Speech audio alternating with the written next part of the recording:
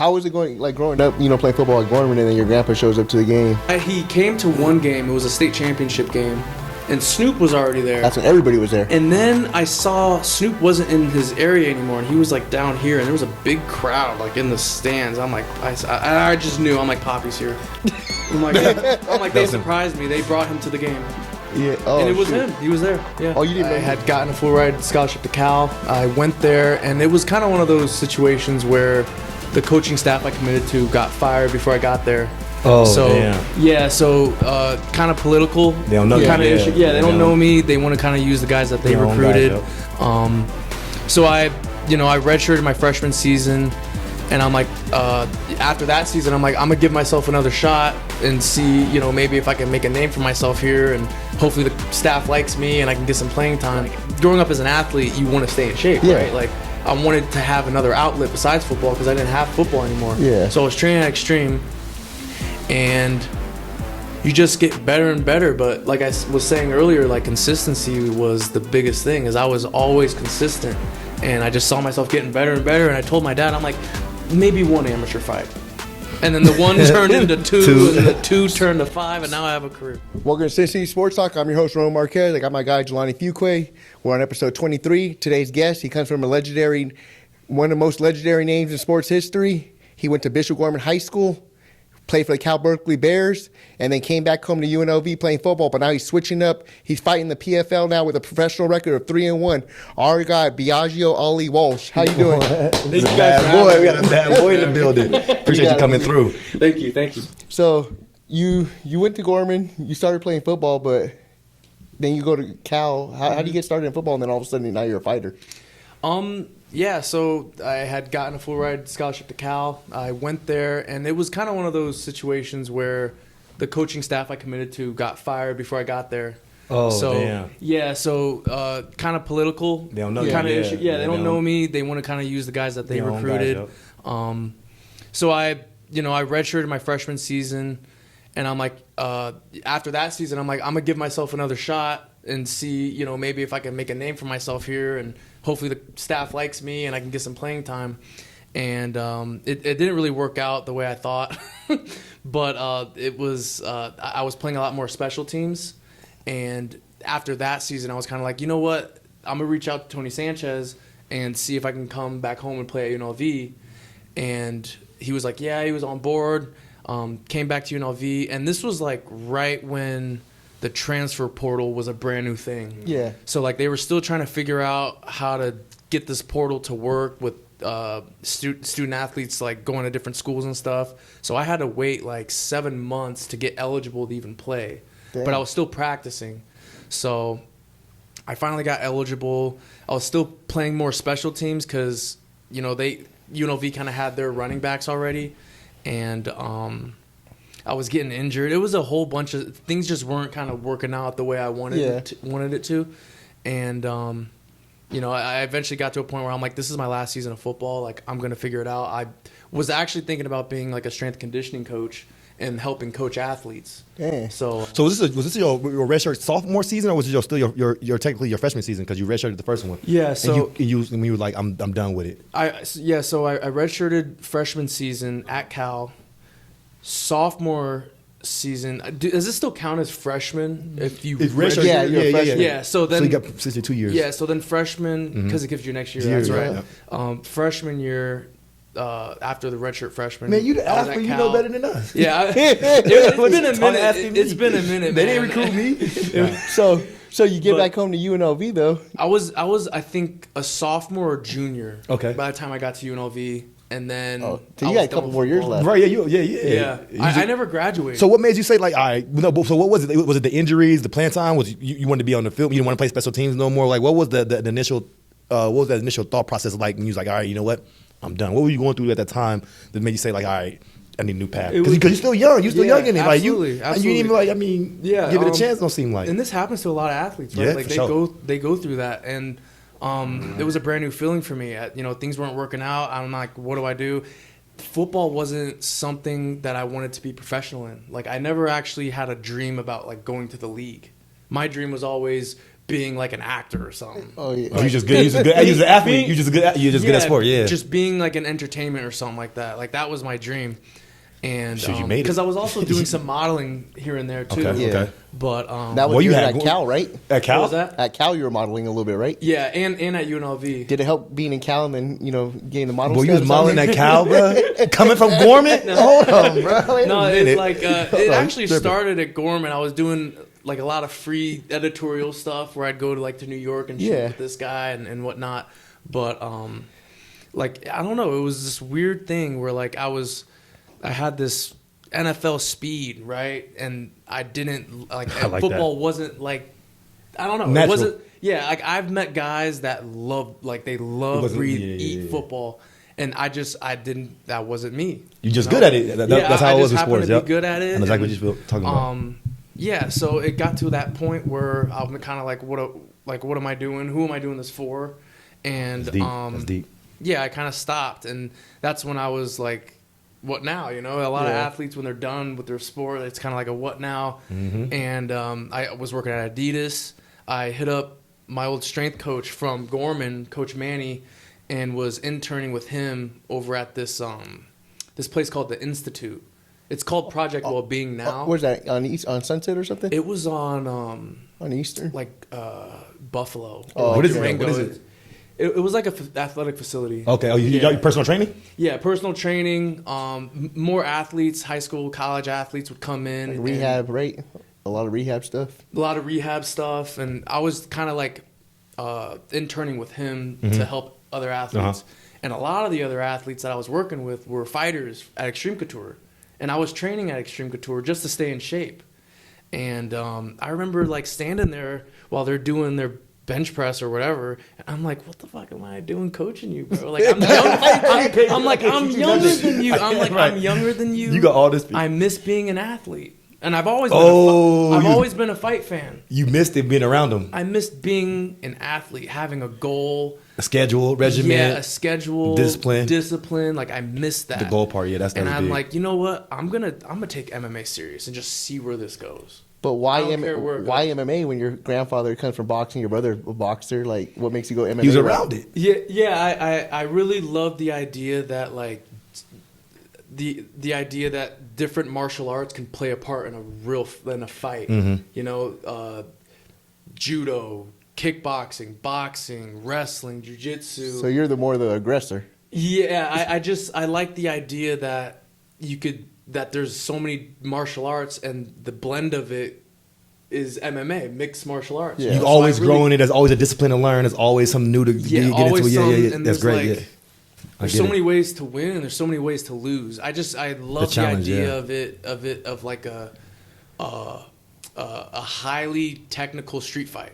Like I really like that idea. Did you grow up fighting a lot? Did you fight a lot growing up? No. Did you fight a lot at Gorman? Is that a lot of fights at Gorman? All you No. nice boys up there, y'all like, yeah. Hey, I'm so throwing off. You like, I went to Gorman. There were a then I got couple full rock. there were a couple fights, but like I was never Like- involved. Like Yeah. I was. Y'all life is peaceful over there. That's what I'm saying. Like, now you got the anger inside. That's why you gotta let it out. Too But, nice. Yeah, like as a kid, though, there were some times where someone, found out who I was related to, and they're like, "Can you box? Like, let's box." Oh, they try to and test we'll you. put on the gloves, and I'll fucking just Did you? Oh, so you grew up boxing then? You grew up boxing then? kind of, No, but no. like not in the gym, right? It was Okay. always when like some guy challenged me. Oh, but so you never in your family, like your uncles and the brothers, like are you siblings?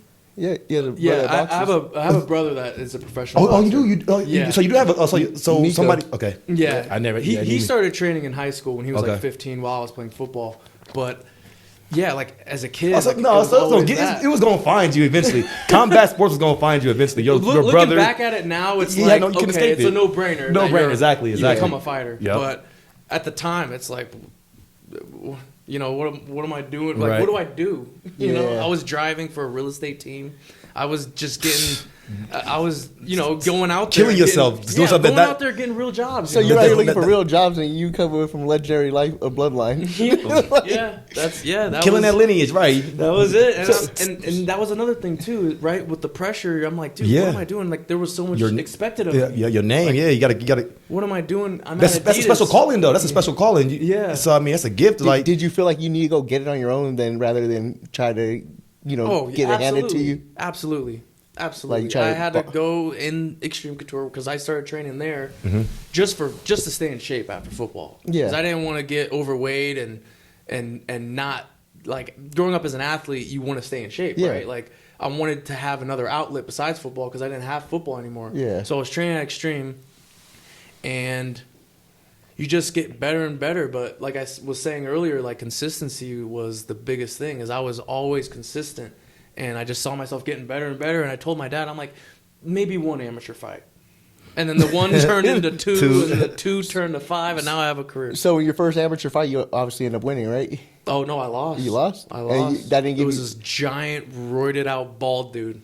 Probably way over than Grown you too. man. I beat the shit out of him. And then I got tired because I Gassed out. I wasn't breathing. And then he choked me. Damn. Well, so what's that like leading up to getting ready for an amateur fight? Like, how do you know when you're ready? How much training do you put into it, or something you just throw yourself in there and test the water, see where you line up, and then know what you need to know what you work on and all that kind of stuff. That's a really good question, because it's almost kind of like there's nothing that can prepare you unless you fight. unless you just go in there and fight. Exactly, right? exactly. So you could do all the training you want, and then as soon as that ref says fight, everything's Go out out the window, yeah, everything's everywhere, out yep, the window, yep. and you're just like, Yep. you know, you get that adrenaline dump. Especially That your dopamine, first, right? You're so you high, you dumps don't- because you're like, it's your first fight. You got the lights and everyone's watching you, and it's crazy. But that's why when the more you fight, that's where you get experience. Was it? What was the feeling like? Was it scary? Was it nerve wracking? Was you? Both. How did you feel? Like what? I'm not. Was you excited? Was you excited? Like No. Once like you That was first you time was you- I was scared, scared, you was bro. scared. I was terrified. I was like No. nervous. And why am I in this? Yeah, I'm Right. like nervous. I'm like, how many wrong paths did I take to lead me here? Did your heart ever slow down during the fight? Or was it 100, No, it was all 100 miles the whole time. The whole 100 time. miles an hour. If you guys could, if there's some way to like watch my first amateur Is it on? fight, Is it on YouTube? I don't know if it's on YouTube. You didn't get your fights on YouTube? No, well, most of them now are. Okay, all right. Because of the PFL, but this one was for Fusion Fight League, and it was in Montana, and Some backyard stuff, kind of. kind of. So that was my first amateur fight. My second amateur fight was literally on a barn in St. George, Utah. It was awesome. I loved it. I was. That sounds tight. You was- in the it bar, that was- sounds dude, cold. it was- Everybody sitting on haystacks. Bro, it was in a warehouse on a barn. It was awesome. It was very old school. I liked it. And then my third amateur fight was at Madison Square Garden, and then that's when I You was fought at Madison Square Garden? yeah, for my third amateur fight At Madison Square at Garden. Madison Square Garden. The main? Not the main one. Oh, The okay. one- Let's the say, Hulu man, how y'all Theater. get in that? But still, Oh, it's okay. like right under the where my Yeah, I know. grandpa Yeah, you're right. fought. You're right. I apologize. I'm I apologize. I'm about to Respect. shit myself, bro. But That is cold. That is. Was they- you nervous? yeah. Were you? So which one was more nervous? The first professional fight, or the first amateur fight? Because I know there's two different feelings. And then you got signed to PFL, which was Yeah. for like 3 or 5 years. They were like I taking. know. They were like they had a big good run. They had a good they like. signed me as an amateur, which is never happened. From the start. Yeah, they was Yeah, and put some money behind you. that alone had me nervous, right? Because The expectations. yeah, that right, name, like- bro. They was banking on that and name. I'm like, what big organization signs an amateur? Yeah. I'm like, I had 2 fights, one of which I lost. And what do you think it was that got him to do that? I think potential and the name and the marketing. And, I and you were cool either one of it. Oh, you do got a brand. You got a big brand. Yeah. Well, I talked to my coach, and he's like, "Bro, you cannot turn down this opportunity." Yeah. Like what? Are you thinking about turning it down? I was like, Afraid from it, I running wanted from to, it. yeah, like I wanted to talk to my coach because he has 33 years of experience. Like, what's the best move here? Like, are they trying to Use you? Yeah, like, are they trying to set me up? Like, are they trying to sabotage me? Like, I don't know. Was it why? Because did it seem like it was too good to be true? Yeah, like it's, Yeah, it's it too, seemed like- too weird. I'm like, dude, I had why me? But that's yeah, not- why but that, me? But that shows how special you are, though. Like you don't even see your own light inside you. Like that other people Yeah. see that other people see that you can't even see. At the time, That's I pretty didn't cool. really see. I didn't really get to see the big picture, but my coach did. My dad did. You know, and I said, yeah, like let's do it. Just bring it all. Just give me the pressure. What's give the me payday whatever. like being amateur to your first professional fight? Like, how much of a gap difference is that? Amateur, I got 0. Oh, so you were just out there just trying to get in the door. Yeah, Going to work. Amateur, doesn't pay anything, and then once you turn pro, you got like a standard contract. Your signing bonus? Some of them got I don't think PFL does signing bonuses, but UFC does. Yeah, and don't some of y'all and some of y'all got like certain amounts of win lose. Like if you lose, some you might not get paid. Some you get paid half. Yeah, like the standard's like 10-10 or 12-12. That's the terminology I'm looking for the verbiage. If you lose, 10-10. It's mostly 10-10, right? Yeah. Yeah. So that's how it works. It's not a flat rate like in boxing. Sure. So that could put a strain on you if you're working. You got to pay trainers and everything too. Yeah. I used to work at Omnia, the nightclub. How security. Can you speak on how important it is for you to have the proper coaching, training, not for the fact to teach you how to fight, but to navigate you through the business side of it? Because you say that he has 33 years of experience, you don't know nothing, and if he hasn't been in it, how can he guide you and tell you that's a good deal, that's not a bad deal? So how did you find your trainer and your coaches, and like what makes it, like what makes a good coach, a good MMA coach outside of the training? That's such a hard question. I met Dennis Davis. He is the head coach over at Extreme Couture. I met him when I was just training, before I even wanted to fight. I just wanted to be a good sparring partner for the amateur team and like eventually the pro team. But I had seen his resume. He trained with Team Quest out in Oregon with, a bunch of killers: Matt Lindland, Randy Couture, Chael Sonnen. That's why I knew about West Lane. Like all these like really. Dan Henderson, like all these killers. Yeah. And he had like over 30 pro fights. He's been, fighting and coaching for over 30 years. I'm like, I think this is the guy. This might be the dude to help guide me the best way. Yeah. So, and we got along really great, and everything he showed would work in training. And I'm like, I want him to be my coach. I want him to be my coach, and for like the MMA, and my striking coach was actually my brother's old amateur boxing coach, James Gifford. No, you had to. So and he's also at Extreme Couture. So it's like I got them two. That's all I need. Do they pick and choose what promotions you fight at, when, where, who? Or is that like how do they go about picking your opponents? Like how do you end up fighting out of a barn? Or are you fighting in Montana? Yeah. Or are you fighting in Madison Square Garden? Like who did they find that for you, or is it like a call out, or how does that even work? Yeah, so before I had gotten signed with the PFL, it was they would reach out to the promotion and have a fighter available, and then that's how they booked the fight. Same with the other promotion. After my first amateur fight and the one in the barn, they would reach out. They just called you? They found you after that? Our team would reach out to the promotion and say, hey, like, we got a fighter, 155, he's ready. Like, that's how it works. Okay. And then now we got to fight. But then once I got signed with the PFL, they have their own team. Yeah, they got matchmakers, they got everything else. They're very professional. So that's kind of how it would work out business-wise. Do they have their own training facilities at PFL? No, they don't. Not like the U.S. Okay. No. So UFC, they got everything. I know. Dietitian, nutrition. They got everything over there. They big time. They doing it big right now. Well, how big was it for the PFL when Jake Paul got involved? And then he kind of... It was pretty big. Because he never fought there, though. But he wanted to... That was the reason why, right? He was trying to fight. I guess. He got his own promotion now, though. Well, no, MMA. Like he about to get into MMA now. Like he for the... Yeah. That's gonna be nice once PF, because PFL's under some trouble right now, right? So if it do, a lot of them fighters gonna be available. He gonna snatch up a lot of fighters from the PFL. The PFL, they're fixing a lot of things, but I think they're gonna do so much better in the next coming years. You think so? Yeah, with streaming rights, and everybody wants that. Everybody wants that demo. They used to have a tournament. Like they used to have this tournament. They took that out. And it was like, and they used to fight the same night. Like when the tournament, like it would be like. The winners fight the next, and then losers go into the consolation bracket. Yeah, it would be a bracket. Right. So like they would do this tournament style, and the winner would get $1 million. Dang. Which is pretty awesome. So you'd be jumping in that one right away. That would be nice, yeah.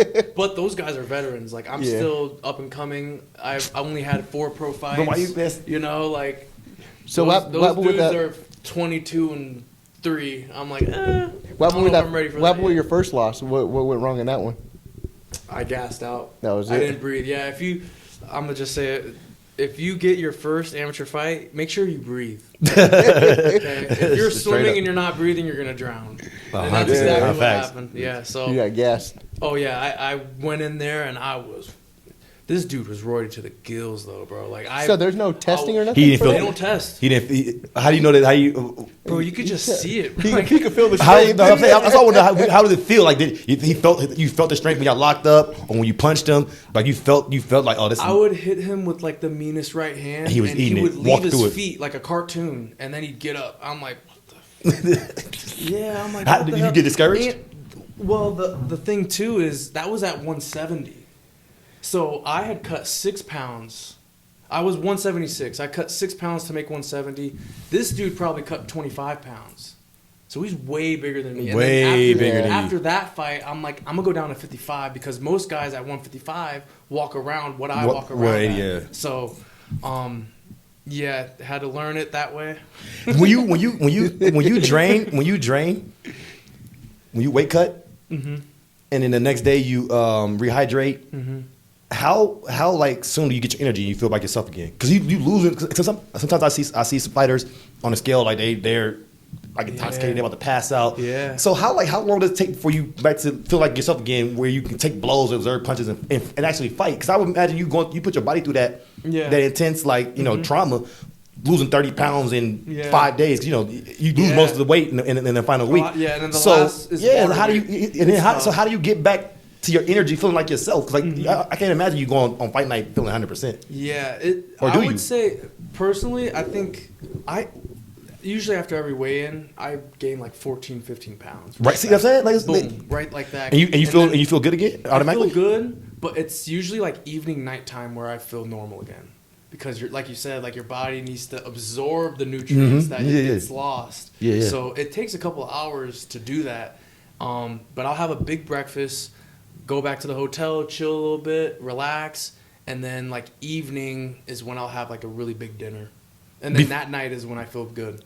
Do you just eat whatever, or you're just feasting, or is there a certain meal you try to you try to keep kind of clean? Yeah. Usually after weigh-ins, I eat pancakes. Oh, okay. Like So you that's my carb up. go-to. Just a big stack of pancakes with a bunch of butter and syrup and some sausage. Like, that's my go-to. It's the last meal. You just never know. Just a lot of carbs You and go a lot death of row. sugars. And because fight week, you're not eating no carbs. Because Yeah. carbs hold water. You want your body to release water. Yeah. So that week of the fight is very strict on the carbs and sodium, because sodium and carbs, they hold water, and you don't want your body to do that during fight week. Yeah. So once you get all those carbs back, that's why I do a lot of pancakes, is because it's so much carbs. Yeah. So when you wake up after, like, say you just fight like a 3-round fight or something, how's your body feel like taking those hits in the morning? Like how's car your recovery? accident? Like, It feels like a car you accident. feel bad? Yeah. If you go out and freaking starch the dude in 30 seconds, you'll feel Right? Yeah, 100%. But yeah, 3-round brawl or war. 6 months, 9 months recover. Yeah. It just depends on the fight, right? Like, I like to chop at the legs really, really hard. So typically my shin is just swollen and my foot's swollen.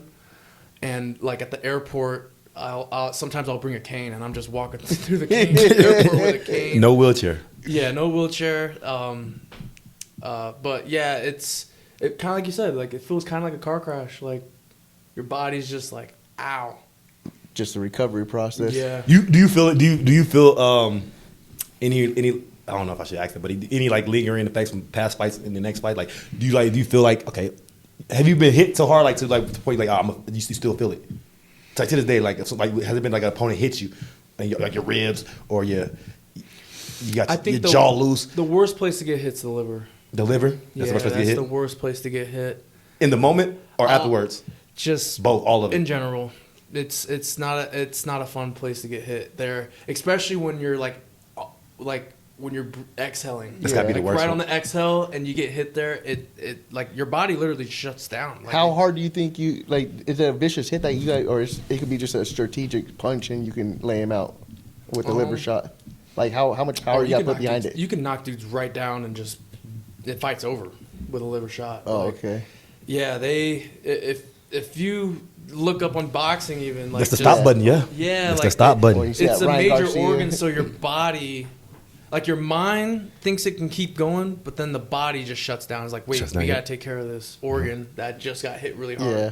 And Yeah, I think I'd rather get hit in the face. Yeah, the than liver, that. the only organ that shuts Yeah. down, your body shut down. Like your body you still live, operate with a bad heart, bad brain, but your liver shut down, you die. Yeah, So- it's very painful. So to answer, Liver. I hope I answered it. No. but Yeah, the liver I think is the worst shot. The take Yeah, it's a soft bad tissue. one. That's tight. Well, you're Yeah, and maybe like one back here too, because getting hit kind of like in your equilibrium, your body kind of goes in a vertigo where it kind of you don't know where you are for a second, and your legs go.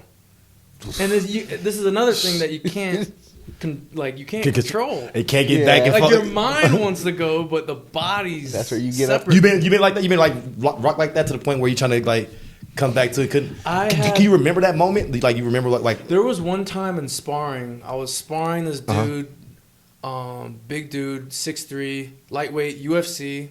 He was getting ready to fight in the Sphere when they first did when they first did the fights in the Sphere. And Coach Eric's like, come on in, like we need fight rounds, like we need a good look for him. Mexican Independence, right? Yeah. Yes. Yeah, I can think Yeah, of he it. did So that one right. I went in there and we were fighting. Like we're not even sparring. We're fighting, and he hit me with not a hook, not an uppercut, but like a shovel hook, and and I didn't see it, and it caught me, and like for half a second I didn't know where the hell I was, and then I locked in. I'm like, oh, I'm sparring. Do you go into panic mode? Like, oh, let me. Do you look to flee, or you like look to lock up, or you just I look to just lock back in. Not get my get back. All right. Yeah, maybe like maybe go for a walk too, right? Like so, like you get hit and then you like That's what I'm saying. Yeah. reset a little bit. Like, Reset, wait, what was that? That's pretty Where'd it come from?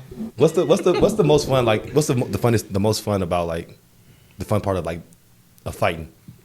Is it I think the training. the training part of The training, your training partners too. I have training so camp many, or going to the gym every day? That part of I training. think, Which I part? think outside of camp. Outside is of my camp. favorite. Camp is brutal, huh? Because camp, No nonsense. no nonsense, and there's a certain style you're getting ready to fight. So you only can do that. You only Yeah, like you Practice want to that. get guys that kind of are similar to the style of the guy you're fighting. Some guys do that, some guys don't. I like to do it like that just so I can kind of get a realistic look. But styles make fights.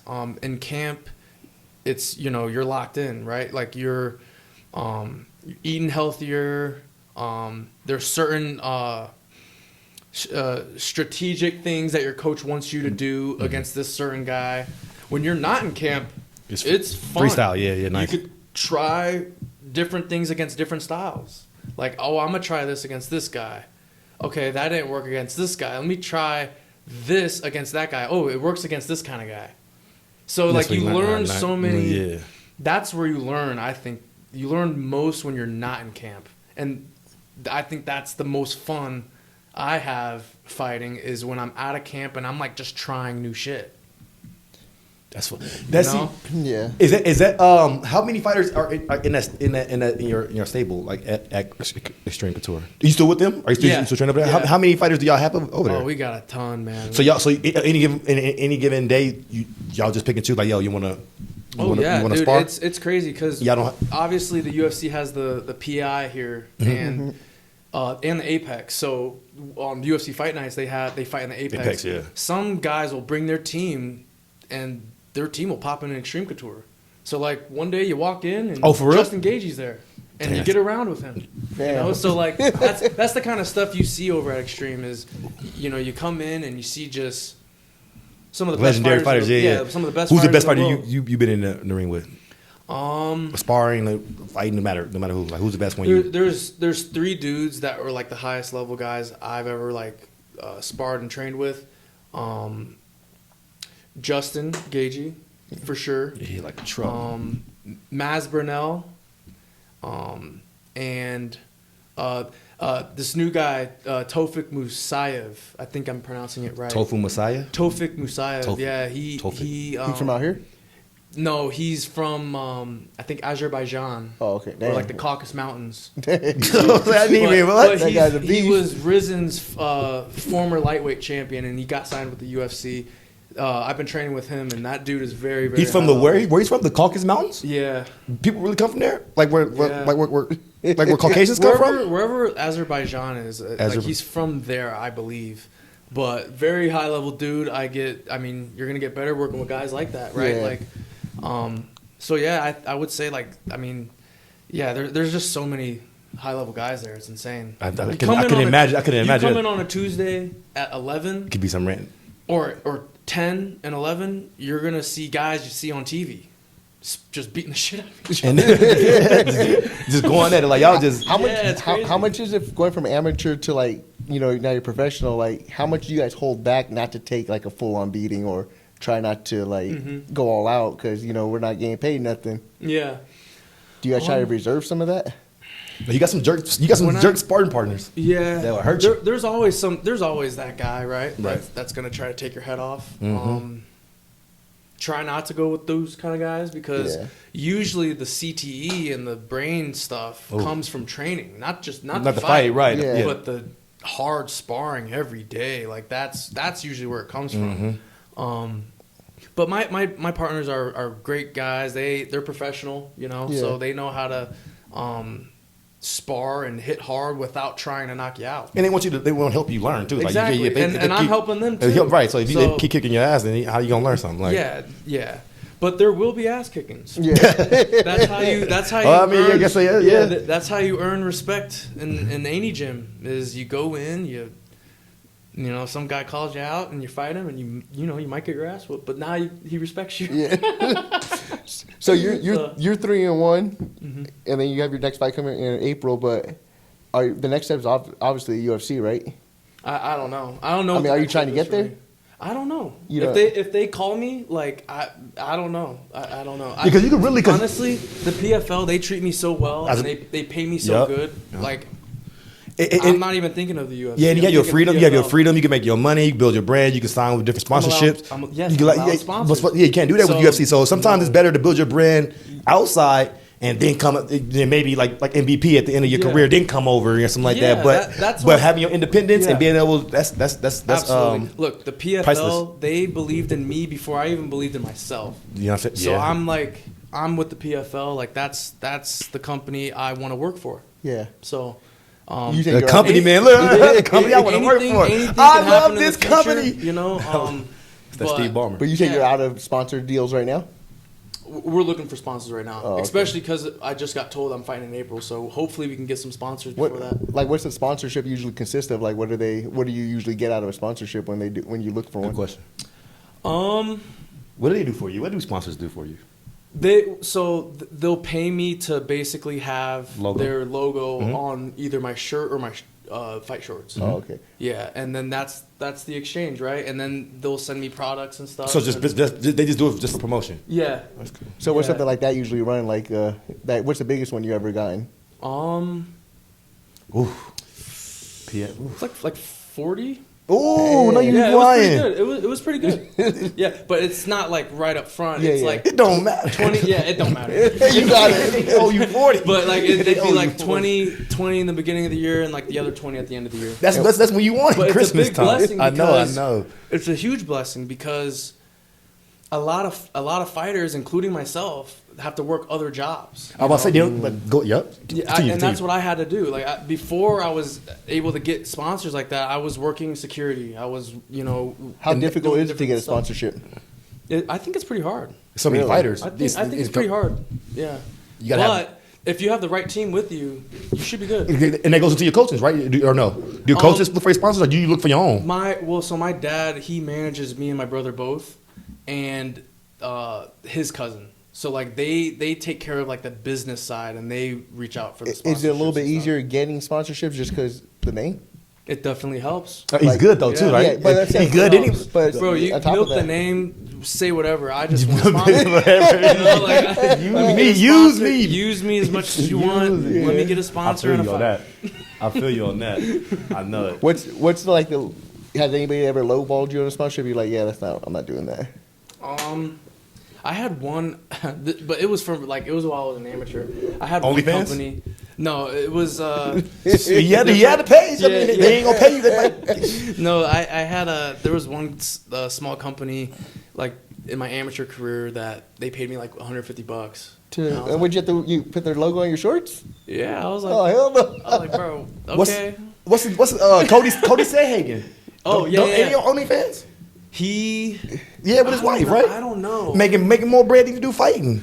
Oh yeah, Like it's man, having your freedom and building your bread outside. No, it's big, and like being able to have sponsors is a huge blessing. So like I'm just happy that I'm even able to have sponsors. So do they make the shorts for you, or you guys have your own shorts and they just throw the logo on the shorts? We give them the logo, and then they make the shorts with the logo on them. Oh, okay. Yeah.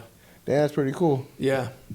So we're working on it right now. You got any lined up or any potentials? We do have a potential. You know, typically we like to reach out to the sponsorships that are also sponsoring the PFL as well. Yeah. Okay.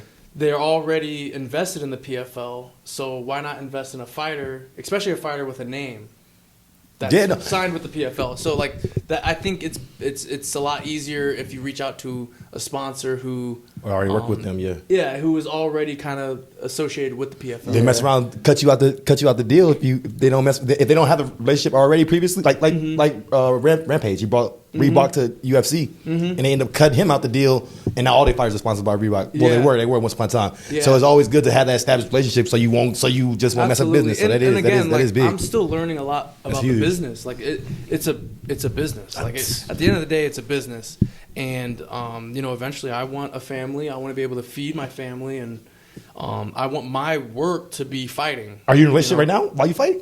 Yeah. She be going to the fights? Yeah. Will she be saying to you she's amazing. How does she react afterwards, or seeing you get it like beat up how does she feel? Does she feel sorry for you? Is she like he cool? Like this is no, how does she take it? Like how does she do it emotionally? No, my partner she's amazing. She's everything I ever wanted, everything I ever prayed for. Man, she ain't gonna watch this, man. You gotta say all that. I'm gonna show her. I'm gonna show you. Clip it. Clip it, bro. Throw it up on the IG, bro. Go ahead. No, she's awesome. I actually lost last year in Chicago, and she was very there with me the whole process. She's been there when I was cutting weight. Was that? And that's the hardest part. I know. Yeah, but she's just there. It'll be okay. And we'll talk watch you through South Park. Yeah, she barely talks. So when the bell ring first round, are you? He said it earlier a little bit. Are you soon as the touchdown, just click in and you become the aggressor? All right, now everything I've been training for is second nature now. Now these hands are just flying naturally. Yeah. Or is it still I got to fill out process. I got to get hit first a couple times, maybe a takedown, and get on my feet. Now I can fight now. Yeah. What's your typical fighting style when you enter the ring? My mentality, there I you feel go. like Better right question. when the fight starts is to establish presence. Uh-huh. Right? So the whole hype of my grandpa and his grandson and all this. You're a legend. I'm here in front of you now. The legacy's killing, right? Yeah. I try to take advantage of the pressure that I feel. That's dope. Yeah, you bring it with you though. That's dope. Yeah, I try to just dump it on him. Now. Right? Yeah. I try to just dump it on him now because I can't believe I'm really fighting. Yeah. That's how they be thinking. That's how you be thinking. Yeah. Man, he got all the best trainers. That's how I try to channel that. Has anybody ever said anything to you or that got underneath your skin or try to say some stuff? I've heard anything. I've heard a lot since I was 15. What's the worst thing you heard coming up? That's damn, you talking about me like that? I haven't really I haven't really fought What are you trying to say? I've had a guy not shake hands.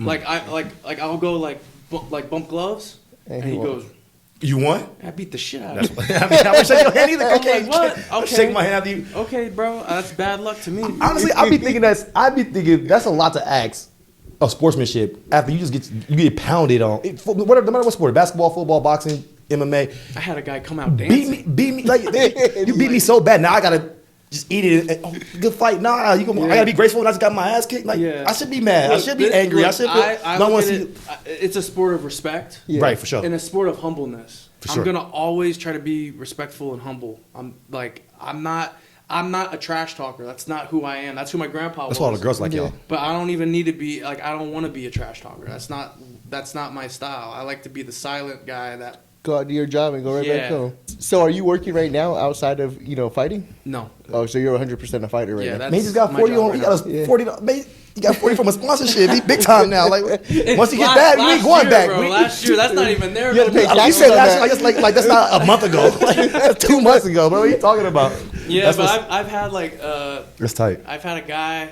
You big time, bro. That's He good. was, oh hell no, bro. You getting there? I appreciate it though. Now you getting there. But I remember there was a dude at the club, and he was like in the janitor's closet, like he was all drunk. He was like grabbing brooms and shit. I'm like, bro, the bathroom's right behind you, and he's like, what? You don't want to tell me what I already know. You don't want to tell me what I already know. Huh? Why are you talking shit? And I'm like, bro, I'm just. Help you in the bathroom. You in the janitor closet, right? You in the wrong closet. Yeah. Like you grabbing brooms, you're supposed to be in the bathroom. So he's like, "What you want?" He's like, brings out a cigarette, he like sparks it up, thinks he's cool and shit. He's like, "Well, you want to fucking do something about it now? You want to do something about it?" And he's like, and I'm like, and then that's when I like backed up and I was like, okay, like this is not worth You it. And really then I is called- humble. That's good. And I'm like, That's- I called my supervisor, and my that's the- supervisor was like 5 foot. He comes Like he can yeah. take two. Like what, brother? All right. But So that's funny. like, but I think to me that's like the coolest part of fighting or MMA, like knowing the martial arts is knowing that man, bro, I can really kill you right now with my hand, it's like not, bro, like it's not for my safety. it's your safety, right? I Yeah. think, bro, like I'm giving you grace right now. I'm help, bro. Like But leave- they but don't like Men, yeah, men, their men, ego. ego, They won't- yeah, come on, man, Like, they don't even testosterone. see it like that. Now They just see these- you as a pussy. Yeah, But now you can these call me whatever days, you want. these days like you don't know what people know. Like Yeah, you don't know. especially not growing up in Las Vegas, man. Yeah. Like, it's everybody out here should know how to fight, especially now. Like, well, it's the hub of Yeah, like it's Vegas is fight capital. It's everybody's here. Like, well, now at least since the UFC like built their facilities out here, Yeah. their offices. Like you said, got the Apex, the And PI, there's other especially the gyms, PI. Like there's other gyms besides Extreme Couture that are good MMA gyms and Yeah. guys Oh, who for will sure. train. There's coming Actually, against- this UFC this weekend we got four fighters from our On the gym. card? Yeah, on the card. Nice. Yeah, and nice. one of them's main event. Sean shoot. Strickland. Oh, he's from there too. Yeah, he's over at Yeah. Extreme Couture. Damn. Sean, He lives out here, right? Gay, Puna, and Jocelyn. Former champion, yeah. Yeah. So how was it growing up with your grandfather? Like, to you it's your grandpa, but to everybody else is a legend. How was that growing up in that type of household? Like mixed feelings, of course, because I was a huge boxing fan, and then you see your grandpa fighting Joe Frazier and doing all these great fights, and then you go to his house and he's just chilling on the couch. So it's kind of like it's like a weird. It's hard to explain, really. Is that the But fight he talked about the most? The Joe Frazier? honestly, my favorite fight of his was when he fought Cleveland Williams. Why is it the favorite? Because he just was the fastest. He was like prime Muhammad Ali. Like heavyweight fighting like a lightweight. Like just fast, hitting the shuffle, go. Like he was just, to me, that's my favorite fight. You haven't hit the shuffle none of your fights yet? No, not yet. Your brother has. My Huh? brother definitely has, yeah. He's done it a couple times. Yeah, I know. We've seen it. Your grandfather won? He beat Cleveland Oh, Williams? yeah. Yeah. That's why. That's But if you can look it up on I- YouTube or something, I- look up that fight. Like that's Muhammad Ali. Like that's, I mean, obviously he wasn't his other great fights like the Frazier and Ken Norton and all these other fights. only two but- men ever beat Joe Frazier. And What's was, that? Only two people ever beat Joe Frazier, Muhammad Ali and George Foreman. George Foreman. So yeah, and then your uncle, excuse me, your grandfather fought him. Like how did he go the distance? The Foreman. He got stopped. The Frazier fights went the distance, and he lost the first one and won the next two. Yeah. But the Foreman fight went to the 8th round, and then he knocked out Foreman. That's so cold. I know, it's crazy. I was Stop just telling him Foreman. earlier. I was like I'd be sitting there, and I'd like shake his hand, How he stopped? and I'd be like, "You knocked out Foreman How with you- this, bro." But that's the thing. That's what I said though. That's what I said. Like he stopped Foreman, but he lost to Frazier.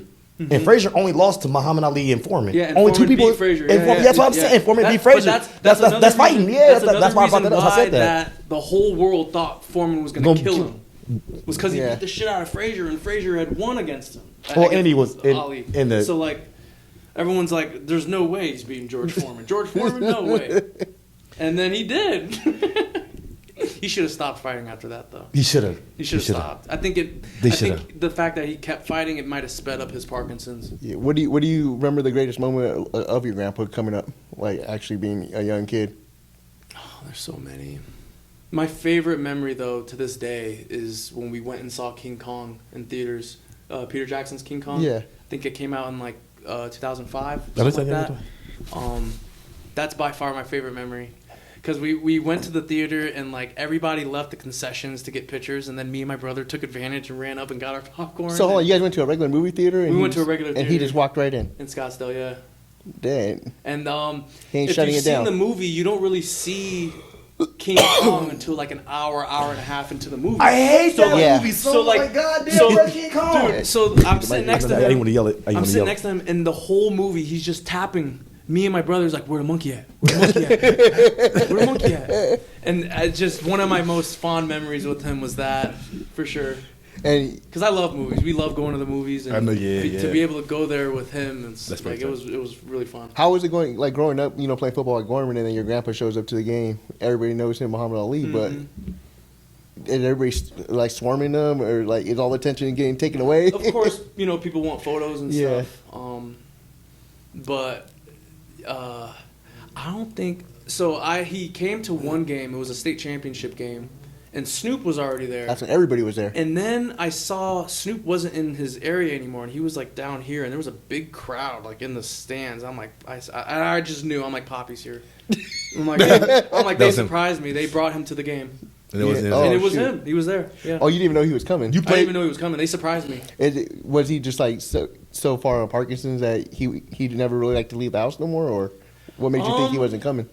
Yeah, he had it for over 30 years. So what? Yeah, he got it early 80s. He was diagnosed. That long? Yeah, and he's kept fighting.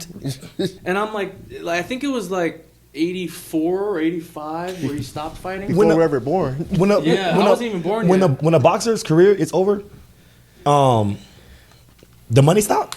You don't get no you don't get no royalties. residuals. You get no No. royalties. No, you don't get. unless you start a business yourself. You don't the get- money you've gotten. I don't think pay-per-view was around I back mean, then. George but Foreman in the grill, right? Yeah. That's 300 mil. but, Yeah. there's no. I've had a couple of those. Yeah. But there's no. Royalties from your fights. No. What about pay-per-view points? If you get pay-per-view points, unless you don't get it on the back end, you don't get nothing like that on the. So you got to manage your money for him in that small period of time. today. Yes, pay-per-view does matter a ton. But for him, there wasn't pay-per-view. It was closed circuit TV. Oh, Yeah. So they just fighting for a purse. That's it. Yes. But if you were to take today's standards with viewership and put it back then, Oh yeah, he surpassed it. oh jeez. No joke. Yeah. 100 billionaire. Yeah. They used to, Because man, they used to pack. Floyd wouldn't have the most more money. They used to Bro, pack he'd be stadiums. He'd be 100 billionaire because They the fought so frequently. Spinks fight had 1.2 billion viewers. Damn. So And that's back then. add $10 for each viewer. That's a lot of money. Hey, man, do you see some of the names of he fought Leon Spinks? Yeah. Olympian. But Did you ever order a Foreman grill? no. He wouldn't let you, huh? No, dude. They won. Actually, George is the coolest guy ever. I met him one time when I was really young for my grandfather. He named his daughter Georgina. What's that? He named his daughter Georgina. Yeah. Oh, for real? Boy, you love yourself. You love yourself. You named That's so funny. But I remember meeting him when I was a little kid. He was a really cool guy. And even me, I was like, that's George Foreman. Oh, shit. Hey. But when I first met Mike Tyson when I was a little kid, I was like, and even their connection was so well, huh? oh yeah, they were. That was He loved my grandpa, man. and he loved Tyson always admits he would beat me. He'd beat Yeah. me. He never let him say Yeah. Tyson would win. Yeah, no, Mike. I look at him like an uncle. He's like an uncle to me. How was But it growing up? He always he always has this. He has this aura, man. Even today, in his, I think he's in his 50s or something. 58, something like that. No, he's in his 60s. Yeah, it might be 60. Yeah, he might be 60 now. Because he fought Yeah. Jake Paul 58 that or dude something like still that. has aura. yeah. Oh yeah. It's crazy. That's Tyson. But I remember when meeting him as a little kid, I was scared to shake his hand. Yeah, that's one guy you'll never want to test, no matter how old he is. No. How is it growing up? Being around so many celebrities, you had Flavor Flav coming to your games. Yeah. Just your grandpa brings so many people around, and they're all coming to watch you now. How is that? Oh, it's whether they're famous or not. The support system is what matters most to me. Yeah. Say that. That's deep. You know what I'm saying? just having people be in your corner, cheering you on, and especially like Flav is the best hype man, right? Like he's known to be like the best hype man ever. So like when he comes to my fights, like I feel like I'm Superman. You know what I'm saying? Have your people that matters. He hypes you up so much, it makes you just feel good, and that's what you want before a fight. You want to feel good. You want to feel like positive energy. Yeah. Good energy. That's why it's good to have. That's why it's important to have the right people around you, because anytime negativity gets in your mind, they can get into your spirit, and you start doubting yourself, or you start thinking of something and bring down your focus or whatever. So that. And Tyson, he came to one of my brother's amateur fights. Oh, for real? And like was supporting him, and like to have a guy like that supporting you, like it's gonna make you feel good. Might put some nerves on you, but it's gonna make you feel good, and now you're game. Who's the most famous person you think you have on your cell phone right now? Probably Marshawn Lynch. Dang. Yeah. We used to talk a lot in high school. He's one of the main reasons I went. Well, he went to Cal. Yeah. He went to Berkeley, and the connections there. My grandfather's wife Lonnie, at the time, knew I was a big fan of Marshawn, so she had reached out to someone in his team and like kind of linked us up, and we FaceTime. We used to FaceTime. Bro, you was destined, bro. You got people connects and everything. Who's the person in your life that grounds you and gets you back humble when you think you might be getting too far out there, zone? God. Yes, we ain't gonna live forever.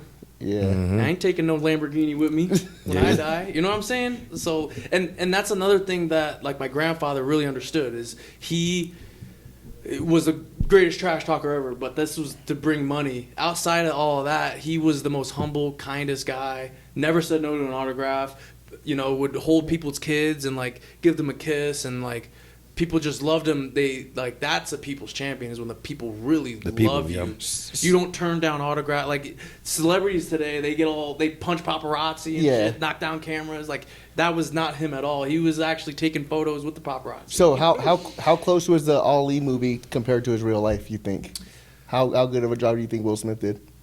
Oh, his acting was excellent. Yeah. I think the writing, the story. I think there was just a lot of stuff left out in terms of like the civil rights movement and just how big of an impact it really was at the time. I think that kind of wasn't shown and it's hard to portray it in a movie.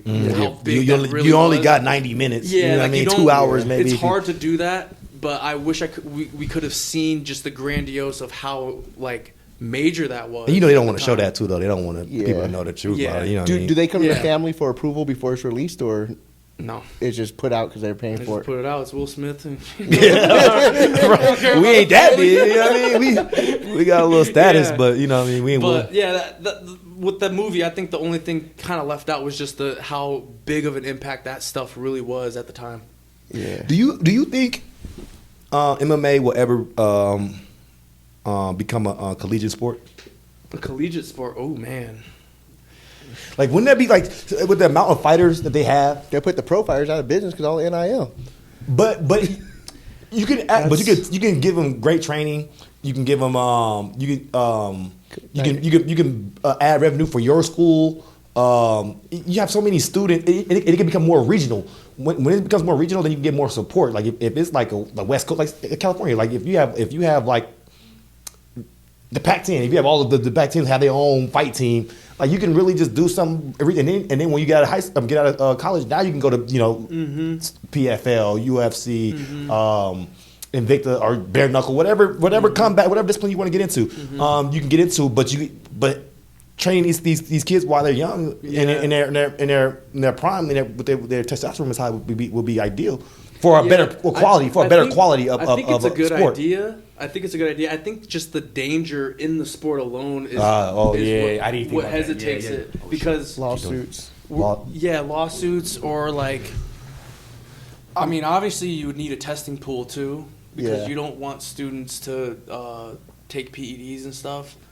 I mean, they do it now. They are doing it now. The baseball team is full of them. Like, if you want to know any wrestling team, if you want to know, there would have to be some like safety precautions or something because we're talking 4-ounce gloves with no headgear or no. And that's about it's amateur, so we're only doing 1 round, 2 rounds. Yeah. You know what I mean? It ain't like we ain't 5 round Three minute, minute 5 rounds rounds. is typically what the amateur is. But you knock somebody out in Wait, 25 seconds. wait. Say it again. So 3-minute rounds is typically You still the fight? amateur. You still fought 3 minute rounds? 3-minute rounds in amateur? Yeah, amateurs 3-minute rounds, and then once you go pro, it's 5-minute. Yeah, rounds. right. So I've, It's a big jump.